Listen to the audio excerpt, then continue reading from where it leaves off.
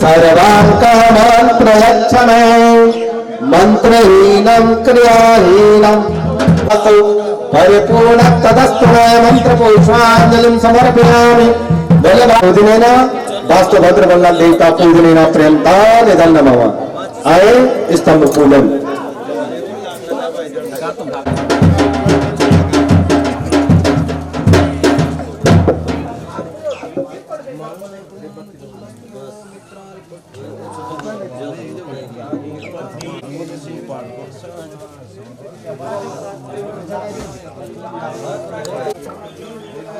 आवाहन करें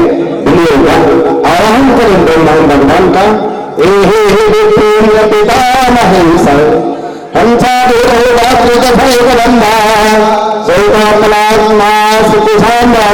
आवाहन समर्पयामि पूजन ओम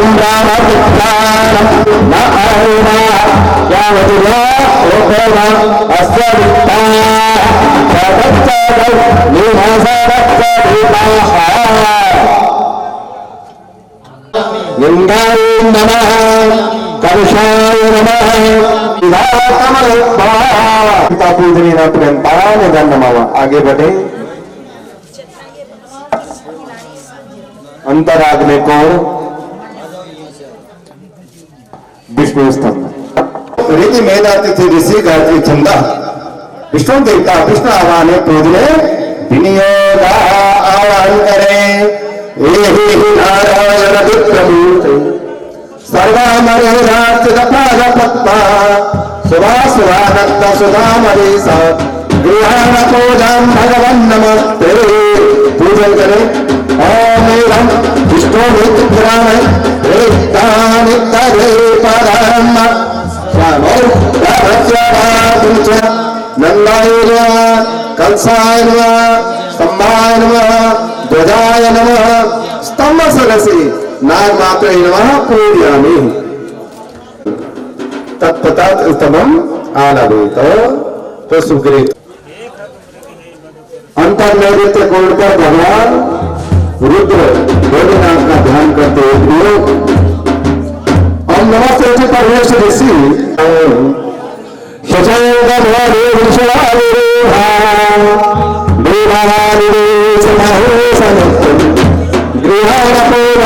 भगवन् नमस्ते। पंचवक्रेशानंदे नमः ओम विभक्ते नमः ओम कलशाय नमः ओम स्तंभाय नमः ओम ध्वजाय नमः ओम स्तंभ सरसे नागमात्रे नमः पूजयामि। अनुमंत्रणं तत्तत् स्तंभम् आलवेत। तो सुग्रीव प्रार्थना प्रार्थना करें। देवराज गजारूढ पुरंदर अनेन पूजनेन देवराज इंद्र पूजनेन पर्यन्तं निधनमः।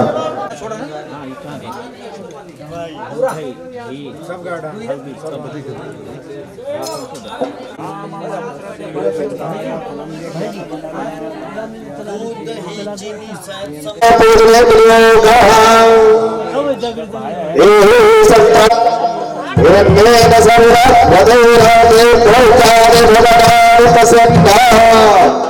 अच्छा चढ़ाते हुए ओम बोला मात्रे नमः पूजयामि।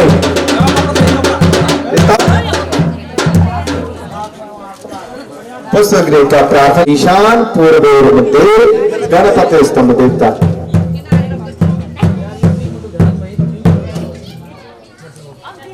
विनियोग अंतरानंदो की पता तो विधि योगिक चंदा गणपति देवता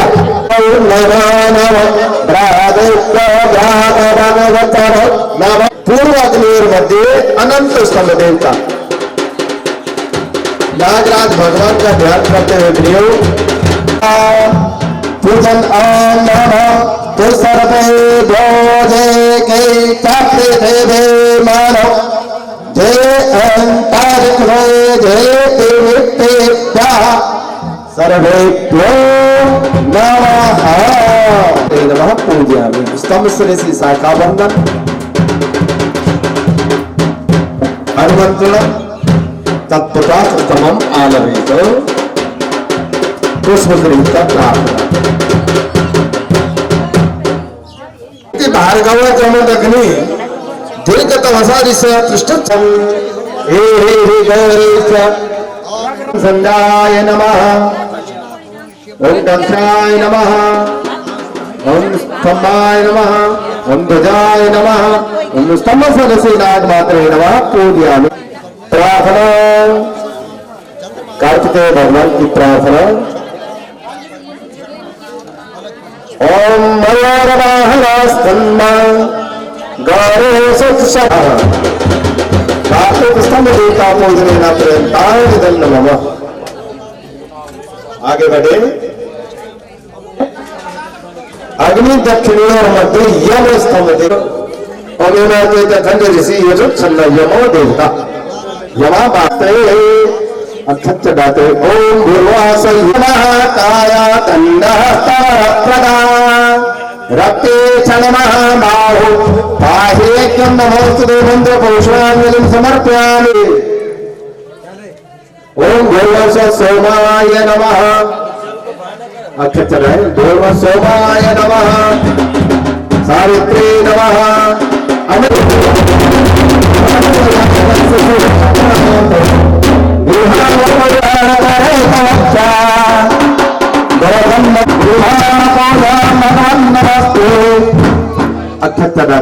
ओम भोलासा विश्वकर्माय नमः वासुदेवे नमः वैश्वकर्णे नमः शारसेकाग्रे नमः पूजन स्तंभ शिरसे शाखावंदन अनुवंदन तत्पथा दंडकारी महाभा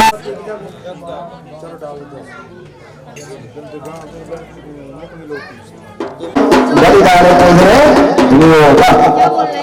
पूजन ओम नमः गंगाय नमः यमुनाय नमः सरस्वती नमः जासु नमः कलशाय नमः तिलक करते हो अनेरा पूजनेन दक्षिण देवता पूजनेन प्रेरणाय नमः।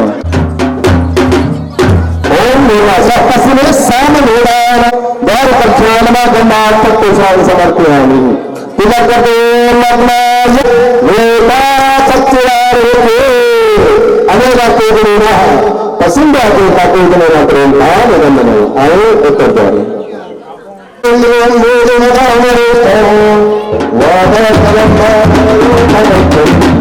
श्रीरामदेवं शरणं प्रपद्ये द्वारा समर्पयामि।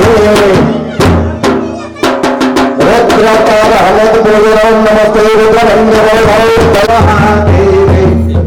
शिवाय शरणं नमः नमः प्रकृतिवन्द्राय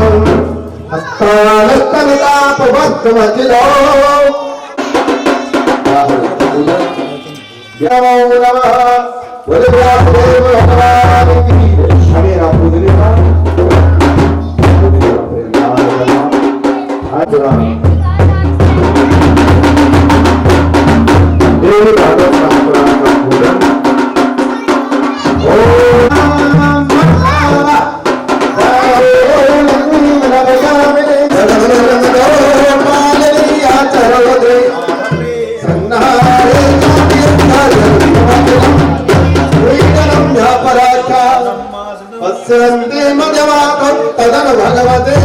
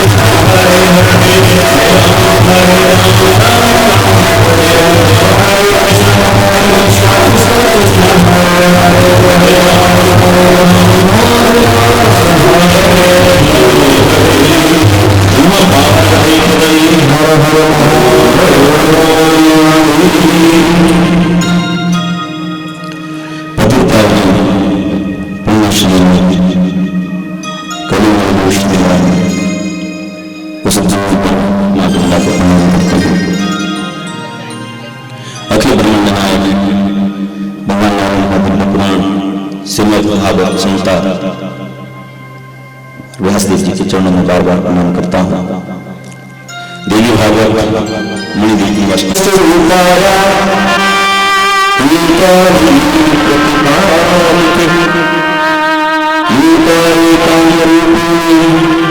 बीज रूपी जो हमें उत्पन्न करती है, जो हमें पालती है और जो फिर इस सारे जगत का लय करती है, उस मां भगवती के तीन नाम महाकाली, महालक्ष्मी, महासरस्वती। इनके तेज से पुरुष आकार हुए हैं। प्रकृति पुरुषाकार यानी प्रकृति उससे पुरुष उत्पन्न हुआ। किससे? भगवती। इसलिए अर्धनारीश्वर जो आप दर्शन करते हैं वो आधा में भगवती है और आधा में शिव। वैसे ही जितने भी मनुष्य हैं इसमें भी जो गुणसूत्र होते हैं स्त्री पुरुषों में बस एक ही अंतर होता है।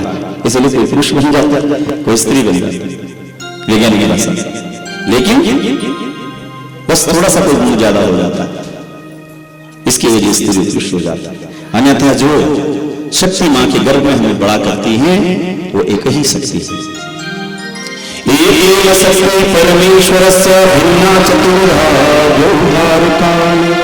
एक ही शक्ति से जो है भिन्न भिन्न स्वरूपों में होता है। तो इसलिए प्रकृति पुरुषाकारा भिन्न भिन्न स्वरूप, अलग अलग स्वरूप में 84 लाख इंद्रियां। तो कहते हैं जन्मे जय पहले अपने मन को तू ठीक कर दे। देवी भागवत तू सुन रहा है तो तेरे अंदर कर्मकांड होना चाहिए। तुझे कैसे नहाना, कैसे रहना है, देवी में रखते ना ध्यान में, जिन नवरात्रों में ध्यान रखना पड़ता, कहां तक जाए कहां तक नहीं जाना, कैसे खाना। देवी थोड़ा सा कठिन होता देवी, तो इसे सात्विक ढंग से करना होता। तो कहा कि तुझे पहले इस ढंग से नियम व्रत करने पड़ेंगे। वो दान धर्म, वो दान। आज हम यज्ञ कर रहे हैं, भोजन बन रहा है, लोगों को भोजन दिया जा रहा है, रोज ब्राह्मणों को दक्षिणा अन्नदान आदि हो रहा है। तो कहा दान बहुत जरूरी है। क्यों? बोले अददाना दरिद्र भावाति करोति पापम पापा प्रभाव नरकं प्रयान्ति पुनर्दरिद्रे पुनरेव पापी। हे जन्मे, जो व्यक्ति दान नहीं करता वो दूसरे जन्म में उसका पुण्य ज्यादा नहीं होता और दान न देने के प्रभाव से गरीब होता है। और गरीब होने पर वो अपने परिवार को पालने के लिए पाप कर्म करना पड़ता है। और पाप कर्म करने की वजह से जब वो मरता है तो कहां जाता है? नरक। और नरक में जाकर के नरक के भोगों को भोगता है, फिर जन्म लेता है, फिर गरीब होता है, फिर पाप में जाता है। इस प्रकार से वो क्या है? भ्रमण करता है जीवन। और 84 लाख इसलिए अगर जो दान करता है, दाना प्रभावे भवे धनाढ्यो, जिसके पास दान है जन्म का, उसके पास अगर लक्ष्मी है तो वो दान भी करेगा। और फिर दान करने के बाद ऊपर दान करता रहेगा, वो बढ़ता जाएगा। तो कहा दान जरूर करना चाहिए। तो कहते हैं मखानानि फलं स्वर्गं प्रचवनं पुनः। यज्ञ करने से आदमी स्वर्ग जाता है, देवता बनता है, लेकिन छिन्नं पूर्णं मृत्यु लोकी विष्णु। जैसे उसके पुण्य जब क्षीण होने लगते हैं तब वो फिर मनुष्य योनि में फिर जन्म लेता है। तो स्वर्ग में क्या होता है? जाते हैं, जब तक पुण्य रहता है तब तक हम स्वर्ग का सुख भोगते हैं, तब तक हम मनुष्य योनि में। तो कहते हैं एवं संसार चक्रेस्मिन् ब्रह्मणश्चानिरन्तरः। हम लोग संसार चक्र में 84 लाख में ऐसा भ्रमण करते हैं। कैसे? प्लास्टिक क्या हमारे घर में जग है, पहले जग और प्लास्टिक, अब टूटी हुई हमारे कबर या ये थोड़ा मुखली उससे जग दे दिया। वो फिर फैक्ट्री में गया, उसने क्या बनाया? उसके बाद बाल्टी बनाई, फिर वो बाल्टी बन के किसी के घर चला गया, फिर वो भी बस बाल्टी जैसे फटी, फिर उसने दोबारा देखा, बास मासिर खबर जूता बनाई देखनी प्लास्टिक और फिर चला गया, फिर उसके जर के अंदर हम जल भर, तो है वो प्लास्टिक ही लेकिन बार बार बन रहा है। ऐसे ही आत्मा एक एकदम निरंतर है, लेकिन कभी पशु बन जाती है, कभी पक्षी बन जाती है, कभी मनुष्य बन जाता है। तो कहने लगे कि ऐसे भ्रमण होता रहता है, ये संसार चक्र है। बिना ज्ञाने व सर्वज्ञाने व मुक्ति कदाचन, लेकिन 84 लाख लोगों में कभी भी किसी को ज्ञान अगर हो भी गया लेकिन कुछ कर नहीं सकता, जैसे जड़भरत महाराज जी जब मेरी योनि में थे, ज्ञान तो पूरा था, तो क्या वो यज्ञ कर सकते, क्या वो जप कर सकते, पाठ कर सकते, नाम कर सकते, क्या करता नहीं मेरी योनि। लेकिन केवल मनुष्य एक ऐसी योनि है जिसमें ज्ञान हो सकता है और ज्ञान के माध्यम से मुक्ति को पाया जा सकता है। तो हे जन्मेजय, यही भगवती जो है मुक्ति देने वाली है। तो इसलिए दान धर्मान्वित ये करना पड़ा। एक बार की बात है, एक व्यक्ति ने क्या किया कि बहुत पुण्य किया, वो घास में भी पांव नहीं रखता था कि नहीं दब जाएगा कोई पांव, हम तो चलो कीड़ा कुछ मिल गया तो छोड़ देते, घास से दवाई, लेकिन वो घास भी नहीं दबाता। इतना वो अहिंसक व्यक्ति था, उसके अंदर हिंसा थी, सबकी दया कर रहा था, दया सर्वभूतेषु, पशु पक्षी। और जब गर्मी का समय रहता था, वो जल लगता था बहुत जाके कि किसी को प्यास लगे तो मिल जाए, कहीं छोटा छोटा पानी जो आ रहा है हल्का सा, वहां बड़ा सा एक कुआं बनाता था, कोई पक्षी कोई आए तो उससे पानी मिल जाए, सबका वो ख्याल रहता था। समय आया सो इस संसार को छोड़ के गया, तो एक विमान आया, विमान पर बैठा, और विमान जब उड़ने लगा तो उसने रोते हुए चिल्लाते हुए लोगों की आवाज सुनी, कल्याण की कथा है। और जब उसने सुना तो उसने कहा, अरे विमान वाले भैया थोड़ा इस विमान को रोको। विमान वाले ने विमान रोक दिया, कहा हे मुनिवर क्या चाहते हो? बोले मैं किसी को रोते हुए नहीं देख सकता, कोई विलपन कर रहा है, कोई चिल्ला रहा है, ये क्या हो रहा है यहाँ? बोले महाराज दक्षिण दिशा है, यमपुरी है, जो पापी है ना उन्हें यम के जो दूत है ना उन्हें पड़ताड़ना दे रहे, वो चिल्ला रहे हैं, हे तात, हे भाई, हे मेरा बंधु, मेरे पुत्र, मेरी पत्नी, अरे कुछ करो हमें बचाने, वो चिल्ला रहे हैं महाराज। बोले मैं इनके लिए क्या कर सकता हूँ? बोले इन्होंने तो मैं पढ़ी लक्ष्मी जी चरण दबा रही थी, लक्ष्मी जी ने कहा प्रभु बड़ा आश्चर्य है, ये माला आपको किसने भेंट करी, कहां से आई है? भगवान ने कहा देख नीचे क्या हो, और देखा यार घुटनों के बल बैठा हुआ है, भगवान से प्रार्थना कर रहा है, भगवान इस माला को तू ग्रहण कर ले, ग्रहण कर ले, ग्रहण कर। तो भगवान ने ग्रहण भी कर, भगवान ने उसे समय कहा आज तूने मुझे मान और सम्मान दिया रे, मुझे तूने माला भेंट करी है, एक दिन 33 कोटि देवता बैठकर तुझे इंद्र की पदवी देंगे और तेरे एक घड़ी तक तू इंद्र रहेगा, सब ये सम्मान तुझे प्राप्त होगा। भगवान ने उसे प्रदान दे दी। कालांतर में उस व्याध की जब मृत्यु हुई, चित्रगुप्त के लोग ले आए श्रवण जो उनके गण होते हैं, उन्होंने कहा इसने अच्छा बुरा क्या किया? चित्रगुप्त ने कहा इसने पाप ही पाप किए हैं, पक्षी जानवर पता नहीं क्या क्या इसने मारे, ये बहुत बड़ा पापी है। लेकिन जब एक पन्ना फिर खोला उसमें दिव्य प्रकाश निकला, कहा इसका इतना पुण्य है, बोलो क्या पुण्य है? देखा उसने पढ़ा तो पता क्या पुण्य है, किसने एक बार भगवान विष्णु को जो है ना मन से एक माला अर्पण करी, और उसका पुण्य का विभाग है ये एक घड़ी तक सब देवताओं द्वारा इंद्र एक घड़ी तक बना हुआ रहेगा। और जब उसने सुना तो वो गदगद हो गया, उसने कहा भगवान गलती से ही सही, संयोग वश ही सही, लेकिन मैंने आपको एक माला जो भेंट करी है, आपने इतना बड़ा मुझे इसका आशीर्वाद दिया। चित्रगुप्त ने कहा पहले तू क्या भोगना चाहेगा, वो पाप भोगेगा या अपना धर्म भोगना चाहेगा? कहा कि देखो सारी जिंदगी भर पाप में रहा हूं, पाप ही करता रहा, अगर कृपा कर सकते हो तो मैं पहले पुण्य को भोगना चाहूंगा, मैंने पुण्य आज तक देखा ही नहीं, पाप ही पाप मेरा। तो उन्होंने कहा इसको पहले ले गए, और जब ले आए बृहस्पति महाराज ने कहा इसका मंगल स्नान करो, दधी से नहलाया, गौमूत्र में डाला, गंगा जल से उसे नहलाया गया, सब हल्दी डाली गई और शंख वाहन बड़े शंख की याद लेकर के उसके ऊपर जब अभिषेक किया गया, बृहस्पति ने से यज्ञ पवित्र दिया, मंत्र फूटे, बोले पहले गायत्री मंत्र का जप कर, और तब उसने जब सीख लिया और फिर उसने 10 बार गायत्री मंत्र, फिर कहा शायद 33 को भी देखता हूं। भगवान विष्णु की आज्ञा है एक घड़ी के लिए इसे इंद्र बना, एक घड़ी मतलब 24 मिनट तक, पूरा है आधा घंटा भी नहीं था। और उसे इंद्र पद दे करके बैठाया गया। सारे देवता सामने बैठे थे। वो ब्याज इंद्र बनकर के रोने लगा और कहा प्रभु मैं कहां रह गया था, मैं पाप में ही फंसा था। अगर मुझे पता होता कि ऐसे पुण्य से ऐसा फल मिलता है तो मैं नित्य ऐसा पुण्य करता। उसी समय बृहस्पति महाराज बगल में थे। उस ब्याज ने कहा गुरुदेव आप देवताओं के पुरोहित हैं, मैं आज इंद्र हूं, आप मेरे भी पुरोहित हैं, मैं आपसे कुछ पूछना चाहता हूं।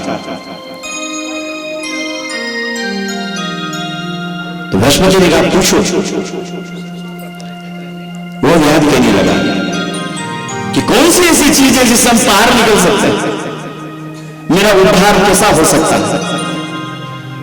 बृहस्पति ने कहा अरे महाराज आप तो इंद्र हो, आप क्या नहीं कर सकते हो, आप ऐसा करो दान कर दो। पर मैं क्या दान करूं? बोले तुम तो इंद्र हो, जो चाहते हो ना जो भी चाहो तुम दान कर सकते हो। अभी उसी समय उसने कहा प्रभु मैं जनेऊ लगाता हूं, आप संकल्प करो। बृहस्पति ने कहा ठीक है, लेकिन दान क्या देना चाहते हो? बोले इंद्रासन का मालिक मैं पूरा इंद्रासन उठा करके इस इंद्र को दान कर देता हूं। और जैसे ही 5 मिनट में संकल्प हुआ, 7-8 मिनट पूरे वेदे बात करते हुए उसने कहा इंद्रासन ही दान कर देता। और उसने इंद्रासन ही दान कर दिया जब तक उसके हाथ था। एक घड़ी तक वो बैठा रहा और जब वो इंद्रासन से उतरा वो कहने लगा कि मुझे नरक जाना है। उसी समय सब देवता हंसने लगे। उन्होंने कहा नरक जाएगा कहां से? सतत जो इंद्र बनता है सो यज्ञ करता है और इंद्र पर भी उसे प्राप्त होती है। तो उन्हें तो एक संकल्प में पूरे 100 यज्ञ दान कर जाओ तुम, अगर ये मनमंत्र के इंद्र यहां पर बनोगे हम ऐसा आशीर्वाद देते हैं। सब देवताओं ने उस बात को फिर आशीर्वाद दिया और वो भगवान विष्णु के चरणों में रहा। वरुण महाराज जी क्या है बड़े अच्छे मित्र बने और बाद में वो इंद्र आए और इंद्र बन करके हमारे इंद्र बने। तो कब एक छोटा सा पुण्य इतना बड़ा हो सकता है, इतना छोटा सा उतना बड़ा फल हुआ। और कभी कभी बड़े पुण्य भी ना बड़ा कष्टकारी हो जाता है। भागवत की कथा, एक राजा है उसने इतने गोदान कर दिए कि जब देवताओं ने पूछे कितने गोदान के, तो उसने कहा जितने महाराज तारे होते हैं इतने। कृष्ण भगवान पूछ रहे उससे तो तू गिरगिट क्यों बना? जब गिरगिट रूप से बाहर निकला तो मेरे प्रभु मैंने गोदान की बहुत सारे ढेर सारे करे। तो गोदान करे इसका मतलब तुम्हें उजाड़ा गाय तुमने दान करी या सिंह टूटे हुए थे, दूध नहीं देती होगी, बैला गाय थी होगी। बोले नहीं, छान छान की गाय के सिंह में मैंने सोना लगाया, खूब पर चांदी लगा ली, इतनी दान करी महाराज ने खुद पता नहीं कितनी गायें दान। तो फिर तू पापी कैसे हो गए? बोले एक दिन मैंने एक ब्राह्मण को दान करी गाय, ब्राह्मण को गाय लेके गया, सो चाय पीने बैठ गया। वो एक गाय फिर आई, फिर दोबारा झूलने और मैंने दोबारा उसकी पूछ पकड़ के दूसरे ब्राह्मण को दी। वो ब्राह्मण जब ले जा रहा था तब तक उधर चाय पीता हुआ ब्राह्मण ने कहा किले से गाय कहां गई? तो एक ब्राह्मण पर देखिए वो दोनों कला हुआ तो एक भी मानने को तैयार नहीं। बीच बचाओ में मैंने कहा मैं 100 गाय दूंगा, एक आदमी मान गया। लेकिन उन्होंने कहा ना मुझे यही गाय चाहिए, दूसरे ने कहा मुझे यही चाहिए।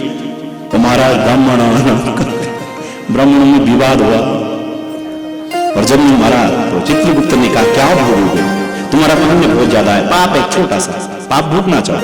मैंने कहा हाँ मुझे पहले पाप ही भोगना। सो मैं गिरगिट बन गया, उसके बाद पाप ही पाप करता रहा और मेरा अभी तक उद्धार नहीं हुआ है। कृष्ण वो तो भला हो गया, तुम्हारे बच्चे ने गेंद डाल दी कुएं में और आपके दर्शन हो गए और मैं आज दिव्य धाम को जाऊंगा। तो छोटा बड़े से बड़ा पुण्य भी कभी छोटे पाप के सामने गुना हो जाता है और बड़ा सा बड़ा पाप कभी छोटी कृपा के पास पापी भस्म हो जाता है। इसीलिए कहते हैं मस्समं पाप के नास्ति पापारूप समान एवं ज्ञात्वा महादेवी यथा योग्यं तथा कुरु। हे मां, इस संसार में मुझ जैसा कोई पापी नहीं है और पाप को जलाने वाले अग्नि तुम जैसा कोई है ही नहीं। एवं ज्ञाता, तुझे सब पता है, तू चाहे ना तो मेरे पापों को भस्म कर सकती है। यहा योग्यम कथाम करो, तुझे लगता है तो छोड़ दे, और तुझे लगता है तो मत छोड़।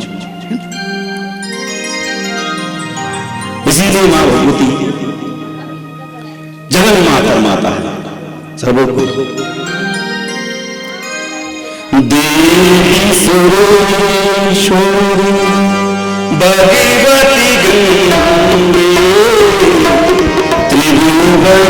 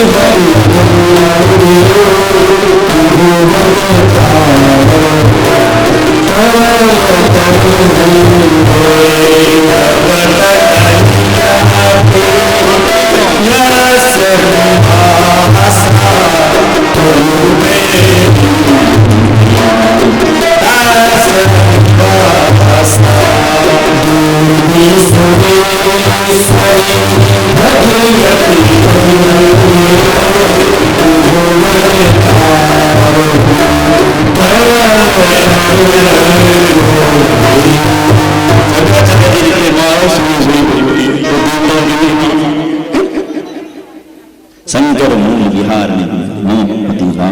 तव पदक मां तव तट निकटे यस्य निवासा खलु वैकुंठे तस्य निवासा। मां धन्य है रे इनके गांव जिनका मूल गंगा के धारा के दास है।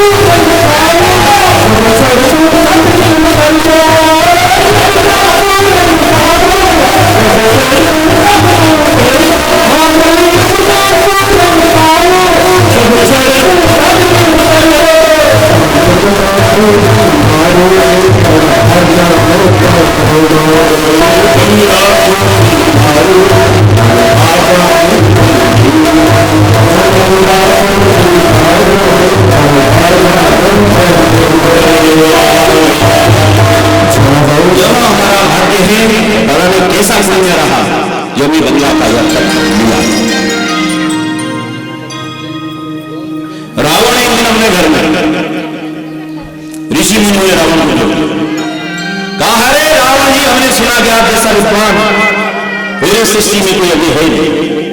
लोगों के एक सर है, इसमें इतनी बुद्धियां हैं, तो 10 सर है, 10 माल ज्यादा। अब ये बताओ कि सुख कहां है, सुख कहां पर है, ये बताओ। तो सबने रावण से कहा आप विश्व विजय बने हैं, क्या विजय हुए में सुख है? रावण ने मना कर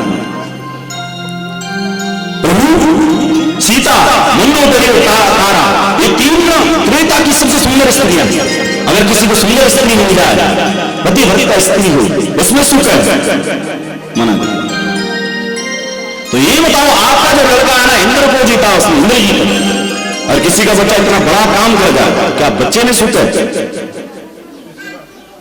तो प्रभु ये बताओ हमारे जीवित बजने की मकान है तो जहां तुम्हारे सोने के मकान है, सोने की लंका है, तो क्या जो मकान ठीक ठाक हो जाए सोने से मड़ा हुआ वो अच्छा उसमें सुख है?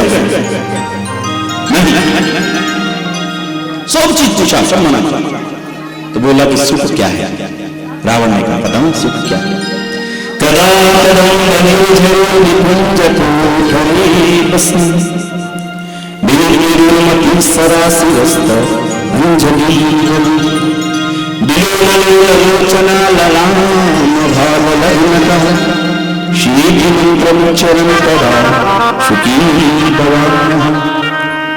अरे किसी चीज से दुनिया में सुख नहीं है, लेकिन अगर कहीं तो मैं ये सुख चाहूंगा करा कदम बनी रही, कभी मुझे गंगा का गंगेरा स्थान मिल जाए, गंगा मेरे सामने से बह रही है और मेरे हाथ में एक लोटा जल, शिव का लिंग मेरे सामने हो, उसमें बिलपत्र चढ़ा हुआ हो, मैं उसमें एक एक अंजलि डालूं और शिव भगवान के बड़े बड़े कुंडलों का मैं ध्यान करूं, उसके बड़े बड़े नेत्रों को देखूं और ओम नमः शिवाय, ओम नमः शिवाय, ओम नमः शिवाय उसका मैं जप करूं, तब मैं कहूंगा कि मैं सुखी हूं, अन्यथा दुनिया में कहीं सुख नहीं।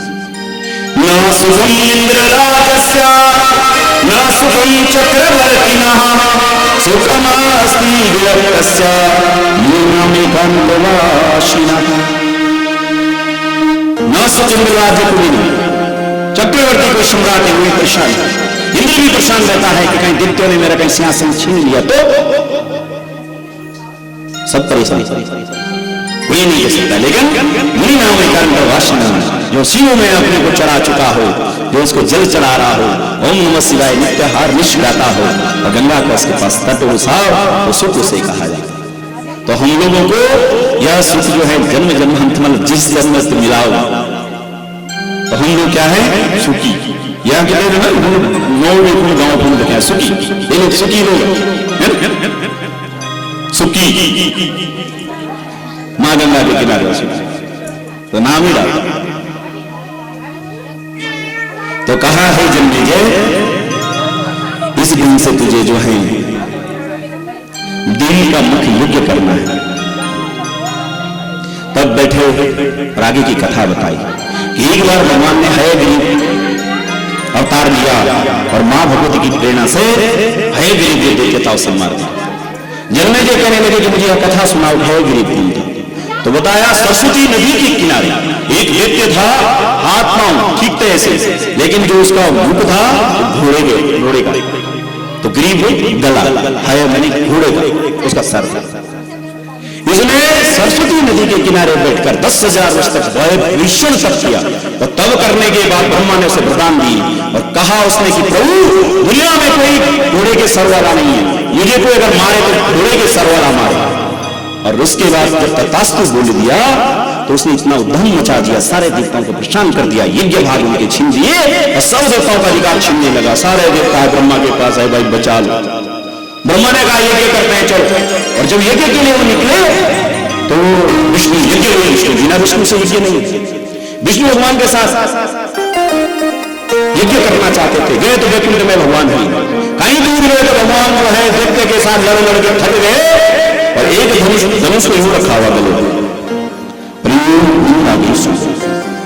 ब्रह्मा ने कहा जाओ उठाओ भगवान, सबने मना कर दिया, हम नहीं जाते। बोले क्यों नहीं जाते? कहा कथा चित्रो निंद्राभंगो दाम्पत्यम जीवन भेदम शिशु मातम विच्छेदम ब्रह्म हत्या व्यपोहति। कोई सोए हुए व्यक्ति को उठाना ब्रह्म हत्या का पाप लगता है। ये सो रहे हैं नहीं, समझ में है कथा जैसे कथा चल रही उसमें विघ्न डालना ये भी ब्रह्म हत्या का पाप। गणपति नाम कर्मशु दुई जणों में बढ़िया प्रेम जबरदस्ती नहीं होती, दुई जणों में लड़ाई कर पति पत्नी। इसमें भी क्या लगता है? ब्रह्म हत्या का शिशु किसी माँ का बच्चा ले जाकर उसे अलग कर देना बहुत बड़ा पाप है। तो किसी माँ से उसका बच्चा अलग नहीं करना, बछड़ा नहीं जैसे गैया तड़पती है बछड़े, तो ऐसा है करना भी ब्रह्म हत्या। तो सबने कहा हम नहीं जाते। उसी समय श्रीमत की सृष्टि करी, दीमकों से कहा जाओ, दीमकों ने कहा हमें आप ब्रह्म हत्या लगवाओगे, हम नहीं करते। तो फिर लालच दिया, ऐसा है जो हवन में जो जाएंगे वो तो ठीक है, लेकिन जो बच जाएंगे वो भाग हम तुम्हें देंगे, जो देवताओं का भाग। तो उन्होंने कहा तो ठीक है। उन्हें धनुष की प्रतियोगिता तोड़ दी और जब झटका लगा तो उससे भगवान का सिर उड़ा अलग, उसी धड़ नीचे गया। सारे देवता परेशान हो गए, मां भगवती को याद करने लगे। नमो देवे महादेव शिवाय सततम नमः, नमो प्रकृति भद्राय नियतात्मताश्मितां महा। मां भगवती को याद किया, मां भगवती आ गया। मां ने कहा एक काम करो, एक घोड़े का सर काट करके इन पर लगा दो, और यही हुआ सब। त्वष्टा और विश्वकर्मा गए, उन्होंने घोड़े का सर लाया, काट कर भगवान पर लगा दिया। बोल है भगवान की। और भगवान के 24 अवतार में क्या हुआ है गई अवतार।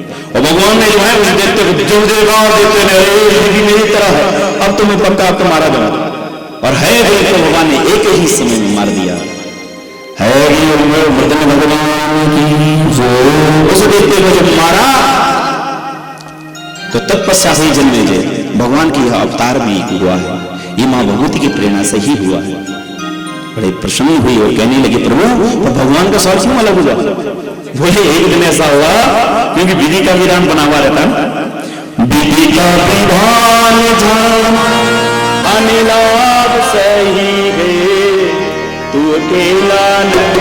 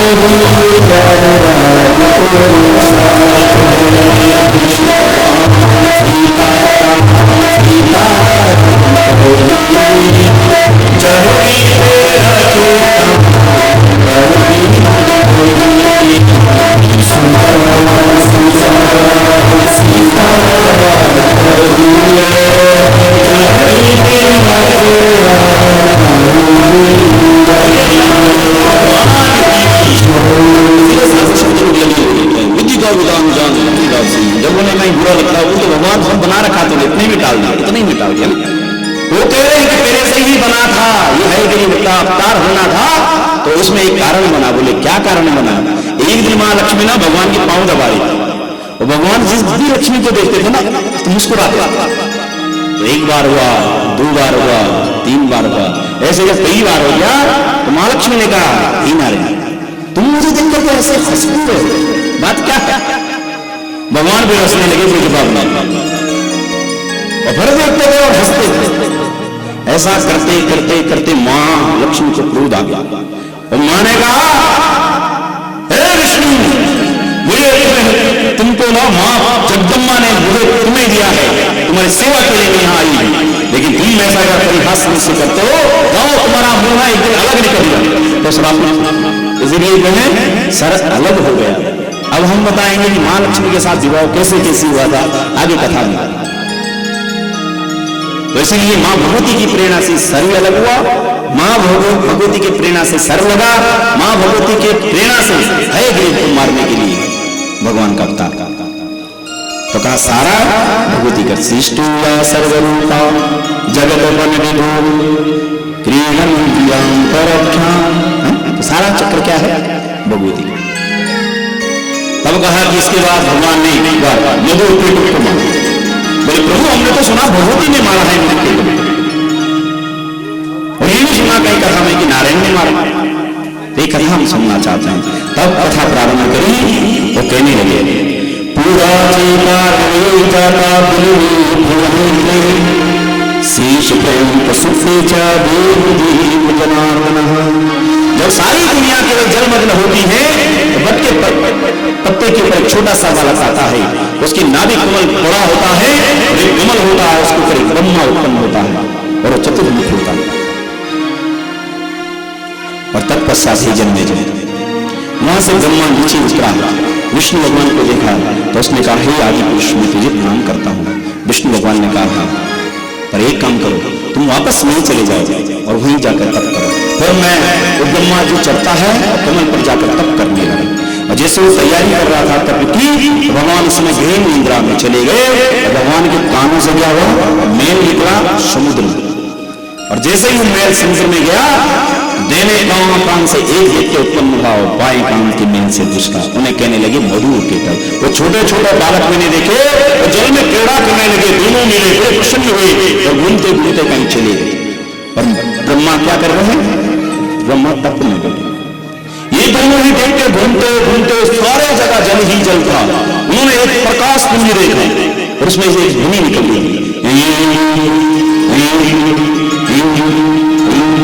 उन्होंने पहली बार जब सुना तो दोनों बैठ गए और मंत्र को सुनने लगे, दोहराने लगे, और कई हजार वर्ष तक उनका तप भी हो गया। उसी समय उस कुंज में भगवती प्रकट हो गई। बोल जगदम्बा मैया की पाया। ये जब किया था तो बड़ी ताकत उन पर आ गई। उन्होंने उस कुंज में जब भगवती के दर्शन किए तो प्रणाम किया, आप कौन हो? मां जगदम्बा ने कहा हम जगन माता की माता है, हम आदि देवी। बोलो क्या चाहते हो? कहा माता हम दो ही हैं और कोई हमें दिखाई नहीं, हम दोनों मरना नहीं चाहते। तब भगवती ने कहा जाओ, जब तक तुम मरना नहीं चाहोगे तब तक तुम मरोगे। ऐसा वरदान हम दोनों को मिल गया। सो घूमते हुए आए, उन्होंने विष्णु को सहन करते हुए देखा, ऊपर एक बूढ़ा व्यक्ति देखा, तो दोनों ने कहा यार एक काम करते इसको उतार देते हैं, हम बैठ जाते इस कमल पर। तो कहा नीचे उतरो और याद है उस कमल नाल को छोड़ दे और या तो हमारे साथ आकर युद्ध। ब्रह्मा ने जब दोनों को देखा, एकदम जवान से, अपनी दाढ़ी देखी, सब डाई भी नहीं कर रखी थी, तो सफेद सफेद लगी थी, लगा मैं बुढ़ा हूं, मैं इनके साथ लड़ नहीं सकता। तो ये भी सोचने लगे अरे ये नीचे विष्णु जी सो रहे हैं, मैं एक काम करता हूं कुछ बानियां भी बना देता हूं और मुझे विष्णु को उठाना पड़ेगा। तो भगवान ब्रह्मदेव ने कहा अरे रुक जाओ, मुझे थोड़ा और पूजन करना है, कुछ जिन्हीं बात में आ जाओ। तो उन्होंने कहा कोई बात नहीं, मेरे कोई जल्दी नहीं लड़ाई, और याद रखना लड़ना पड़ेगा। ब्रह्मा बेचारे कांपने लगे, कहा तुम चले जाओ। तो जब घूमने निकले, ब्रह्मा उस नाव से नीचे उतरा। अब जब विष्णु को देखा सब सो रहे थे, तो मन में विचार आया मैं कैसे इनको जगाऊं। ब्रह्म ये जो सप्तमी के दिन अपने घर में ना जब अष्टमी घर में ब्राह्मणों ने मंत्रों को ब्रह्मवाच तुम स्वाहा तुम स्वरा तुम ही सत्कार स्वरात्मिका सुधा तुम अक्षरे विद्ये तुधा मात्रात्मिका स्थिता अर्धमात्रा स्थिता नित्यायानुचार्य विशेषता तुम्हें विषंजा सावित्री तुम देवी जन्मतरा। हे मां परा जगदम्बे की, हे रात्रि, हे घे निंद्रा की, मैं तुमसे प्रार्थना करता हूं। इसलिए भगवती निंद्रा रूपा या देवी सर्वभूतेषु निन्द्रारूपेण संस्थिता नमस्तस्यै नमस्तस्यै नमस्तस्यै। भगवती ने अपने आवेश से विष्णु को रखा, और जब मां निंद्रा की उपासना करी तो हृदय, आंख से, कान से नाक से, मुंह से, हृदय से एक शून्य निकला और दिव्य रूप में प्रकट हुआ। ब्रह्मा ने भगवती को प्रणाम किया, माँ आप कौन हो? माँ ने कहा हम बाल रात्रि। बड़े अच्छा माता जी आप ही आपने सुला रखा था।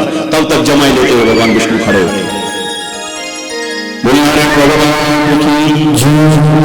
कहा अरे ब्रह्मा तुम क्या कर रहे हो? अर्थ में तब छोड़ के यहाँ कहां घूम रहे हो? बैठो ऊपर तब करो। ब्रह्मा ने कहा मैं किसका तब? दो लोग घूम रहे हैं बहुत बलवान, वो तो कह रहे थे कि बस वो दो हाथ हो जाए।